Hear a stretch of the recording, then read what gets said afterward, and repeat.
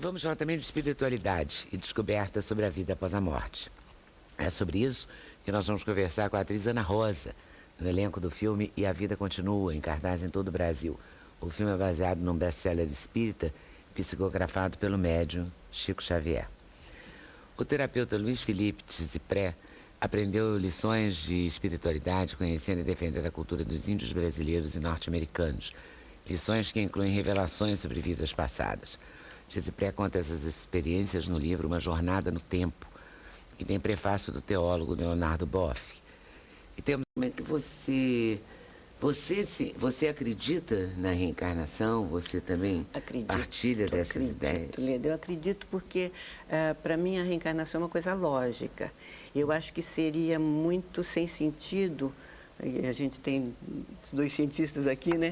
A gente nascer, viver e morrer e ficar por isso mesmo, quer dizer, por quê, né? Então, por que que nós nascemos perfeitos e maravilhosos, de repente você vê um cristão ali mudo, outro cego, outro surdo, outro aleijado? Que lógica teria isso?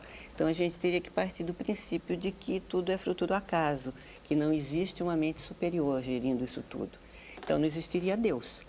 Como eu acredito piamente em Deus, já tive até algumas provas da existência dele, então eu acho que a reencarnação é uma coisa super lógica.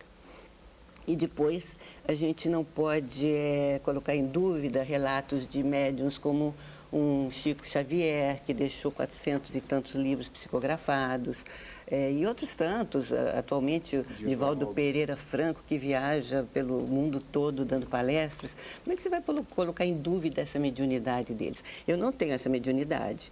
Todos nós temos uma determinada, né? Mas a deles sempre foi muito ostensiva. E os relatos deles, a gente vai dizer assim, isso é mentira, isso é imaginação. Não tem como, né, Leda? Isso para mim é muito lógico, sabe? Faz sentido, né? Com certeza, faz sentido. Fez sentido para os índios também? Totalmente. Os índios, eles têm, principalmente os índios da América do Norte, das pradarias, todos eles são reencarnacionistas. Inclusive, existe uma profecia entre os Sioux, os Lakota, que muitos retornariam em corpos de brancos, em corpos de negros, para continuar dentro de um procedimento de proteção, de amparo à Mãe Terra, para divulgar esse conhecimento da Mãe Terra e atuar junto à Mãe Terra. Pra você ter uma ideia, eu conheci um menininho negro aqui no Rio de Janeiro, que ele se dizia que o nome dele era Maipiu Aluta, um garoto pequenininho, de 7 anos de idade. Ele esteve na casa do índio, na Ilha do Governador. Ele dizia para todo mundo que ele era índio. Eu sou índio. Queria furar os peitorais, que índio faz isso, fura o peito. Pouco tempo depois, a diretora da Casa do Índio tomou conhecimento desse livro aqui, Enterre Meu Coração na Curva do Rio, de Dee Brown. Isso aqui está encadenado, de 73. O nome de Nuvem Vermelha era Maipiu Aluta. E os Lakota, eles fazem a cerimônia da perfuração, da dança do sol, e tem essa perfuração. E ele falava do nada, isso? Falava do nada. Ele dizia para todo mundo que ele era índio, era negro. Ele ficou uma semana na casa do índio, ali convivendo com os índios em trânsito, alguns em recuperação hospitalar e tal, depois de tratamento hospitalar. E depois ele retornou e um dia apareceu de novo na casa do índio, já homem, vendendo gás, tocou lá, foi convidado para tomar um cafezinho. E a Lacariri perguntou para ele, vem cá, você ainda está com aquelas manias de índio? Eu falei, tô, eu vou voltar lá para a Bahia, vou lá para a Bahia, vou casar com uma índia pataxó, já estive lá e vou viver lá com eles. São reminiscências do passado. Aquele menino daquele livro A Volta, que era um aviador, John, né? Isso, que James, morreu na né? guerra, exatamente. Ele lembrava, ele tinha lembranças desde 3 anos de idade, narrava com detalhes nomes de pessoas do passado. Ele encontrou a irmã dele devia ter mais ou menos, não me lembro exatamente, mas 4, 5 anos. A irmã estava com 83 anos. A mãe conseguiu um contato telefônico, isso nos Estados Unidos, e ele conversou com a irmã dele na vida passada dele, né?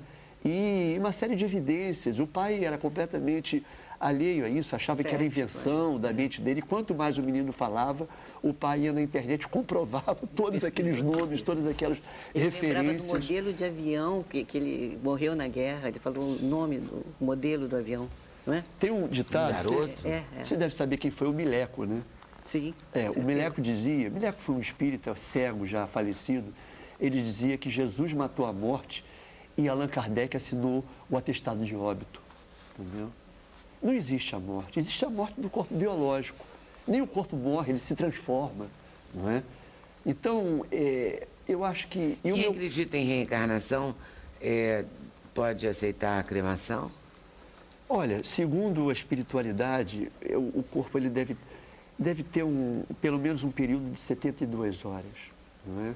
Porque se a pessoa, aquele espírito, ele ainda está muito apegado à matéria, né, preso às coisas materiais, ele vai sofrer com isso. Ele pode estar ali vendo o corpo dele, até mesmo no próprio cemitério, corpo em decomposição, se ele é muito vaidoso, se ele tem um apego muito grande à matéria, ele vai sofrer com aquilo. Mas é melhor de ser cremado do que ver o corpo ser mas das duas maneiras, queimado depende muito do grau de conhecimento, de adiantamento do próprio espírito. Mas após 72 horas, o espírita já aceita, assim, que seja cremado. Após 72 horas. Porque ele já está bem amparado, recebido pelo plano espiritual. Para aquele espírito ser retirado dali, né? Tem um acolhimento. É verdade. Aí, será que pode embalsamar? Porque como é que vai esperar 72 horas para cremar? Acho que os crematórios... O processo de cremação é um pouco mais longo que o comum mesmo. Normalmente, eu acho que no mínimo 48 horas. Ele fica corpos realmente... que ficam, acho que até mais tempo do que isso, né? Esperando na fila para serem cremados, não tem isso? Ele fica na geladeira, né? Até o processo todo ser liberado, porque é um processo mais longo. Então faz sentido. A pessoa pode, sei lá, esperar mais um pouco, né? Para fazer 72 horas. Existem filmes que relatam, né, os espíritos que ficam apegados, inclusive nos cemitérios, nos próprios corpos ali em decomposição. É uma coisa terrível, deve ser. Eu não consigo assistir isso. Tem Fico nervosa. Pesado. Aí desisto. Aí não sei. Mas você encontrou com alguém assim? Você conheceu esse menino negro que era índio? Ou que é índio? Eu frequentei a casa... Se tornou um homem grande e é índio? Eu frequentei a Casa do Índio desde 1968. Porque a minha história também Você é índio? É parecida com a dele. Eu fui um índio. Eu nasci no Rio de Janeiro, mas desde 4 anos de idade eu era ligado a índio. Não os índios americanos, porque os filmes que passavam na televisão naquela época, Rin-Tin-Tin, Companhia Limitada, mostravam os índios como bandidos, né? Mas os índios iam lá, matavam todo mundo e a cavalaria ia para defender os colonos, né? Os brancos. Então, eu não acreditava naquilo. Agora, os documentários sobre os índios brasileiros, eu ficava vidrado. E com 6 anos de idade, eu dizia na escola que eu não era filho dos meus pais, que eu tinha sido adotado por eles. Olha só, Oleda, a diferença de você falar de um filme e de um livro, existe um hiato muito grande. Porque o filme dura 2 horas, no máximo 3 horas. Um livro, no caso, o meu livro, tem 354 páginas, contando detalhadamente, é uma autobiografia. Então, de onde surgiu essa história? Meus pais achavam que eu era, no mínimo, desequilibrado mental, né? Biruta, vamos dizer assim. Biruta, que naquela época era biruta. Porque me colocava em tratamento com psicólogo, até com psiquiatra, né? Porque eu só falava em índio. A minha ligação com os índios era visceral. Eu dizia na escola, uma vez a minha mãe foi me buscar na escola, e a professora virou-se para ela, eu sempre tive uma intuição muito forte. E eu sabia que isso iria acontecer. Pois naquele exato dia ocorreu.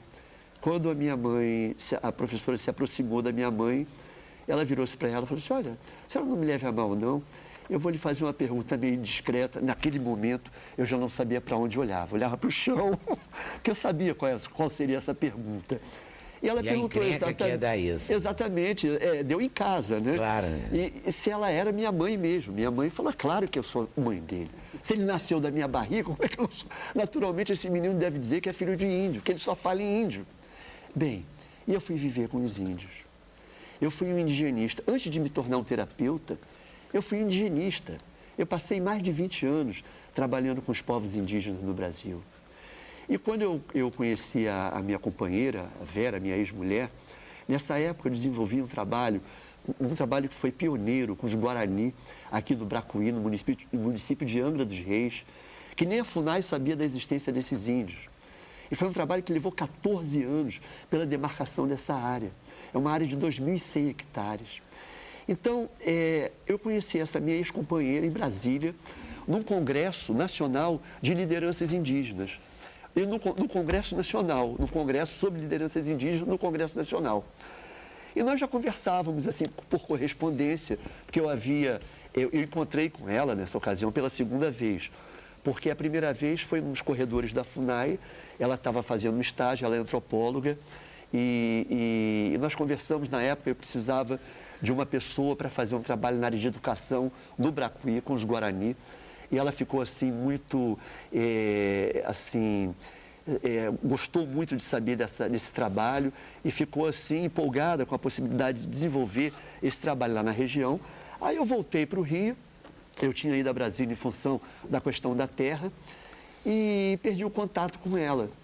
E nós começamos a manter correspondência a partir de um ano, quando ela me escreveu uma carta lá do Xingu. Ela tinha ido fazer um trabalho, um levantamento da população do Parque do Xingu e recebeu o convite para ficar trabalhando lá. E passamos a nos corresponder por carta e automaticamente começamos a namorar por correspondência. E quando nós nos reencontramos nesse encontro lá de lideranças indígenas em Brasília, ela me contou um sonho que ela teve comigo no Xingu. Agora, um detalhe, ela era materialista dialética, não tinha nenhuma convicção religiosa e nem espiritualista e ficou impressionada com esse sonho que ela me contou. E eu, muito pelo contrário, sempre fui uma pessoa que buscou se conhecer, né? Saber de onde eu vim, o que eu estou fazendo aqui, porque eu me sentia completamente não pertencente a esse mundo.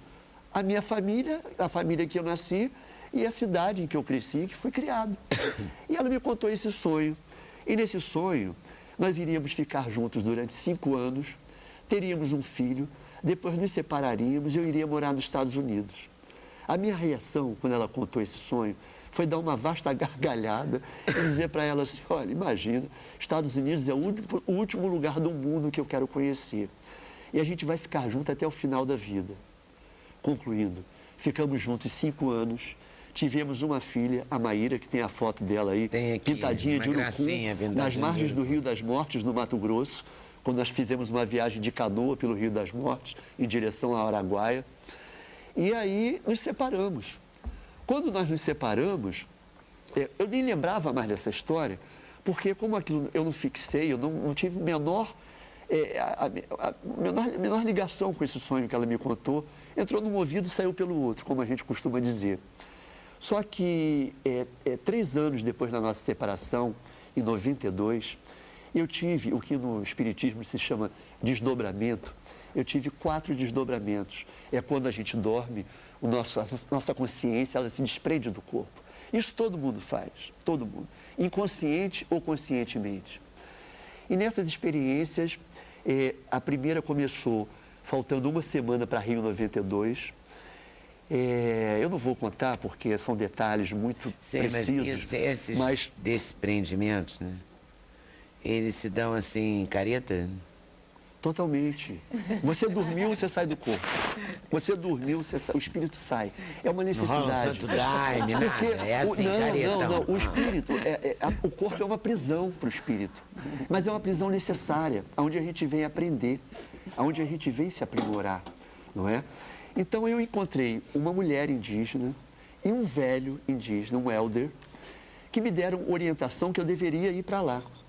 Só que eu dizia para eles que eu não tinha nada para fazer, eu relutava. Não tenho nada para fazer aqui, o que eu vim fazer? Por que eu tenho que vir para cá? E esse velho disse para mim, você tem que vir para cá para você se conhecer, entender o seu passado, para compreender o seu presente. Olha, na quarta, essas 4 experiências se deram as 3 primeiras num espaço de 1 semana entre uma e outra, e a quarta foram 4 meses depois. Depois da quarta, eu acordei muito emocionado, chorando. Pensei com os meus botões, eu vou juntar dinheiro e vou. Isso foi em 92. A última foi em outubro de 92. Começou em junho de 92, na época da Rio 92, na qual eu participei, inclusive, da Rio 92. Não, foi para os Estados Unidos? Eu viajei em julho de 94, quando o Brasil foi tetracampeão do mundo. e retornei em dezembro de 95 para passar 3 meses aqui e retornar para lá para estudar acupuntura lá, nos Estados Unidos. Estou aqui até hoje. Porque tudo que era para acontecer na minha vida, as revelações se deram lá. Então não era mais para eu retornar. Agora eu pretendo retornar para lá para lançar o meu livro, porque parte dessa história foi passada lá. E eu fui para lá sem falar uma palavra em inglês, a não ser yes e no, não sabia falar inglês. Todos os caminhos se abriram. Eu encontrei pessoas na minha vida por lá que me deram todo o suporte, todo o apoio, o amparo necessário para eu poder me encontrar comigo mesmo, me descobrir e concluir essa jornada. É um livro que vai dar um filme. Vai dar um filme. Vai dar um filme. E mais do que isso, esse livro, Leda, eu te digo, ele está muito além da minha pessoa. Eu não tenho a menor vaidade em relação a esse livro, a ele se tornar famoso, não é isso. O meu objetivo maior com esse livro é um trabalho na área socioambiental, incluindo várias parcerias com saúde,